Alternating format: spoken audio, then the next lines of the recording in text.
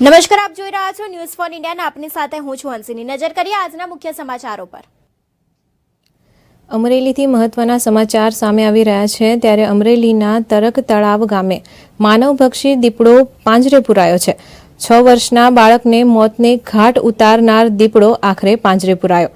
ખેતીકામ કરતા પરપ્રાંતીય મજૂરના બાળકને દીપડાએ હુમલો કરીને મોત નિપજાવ્યું હતું. વાડી ખેતરમાં પાણી ભરવા જતા બાળક પર દીપડાએ હુમલો કરીને મોત નિપજાવ્યું હતું.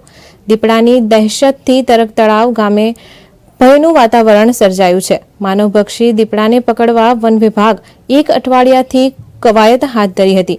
માનવભક્ષી દીપડો પાંજરે પુરાતા ગ્રામજનોએ રાહતનો શ્વાસ લીધો છે.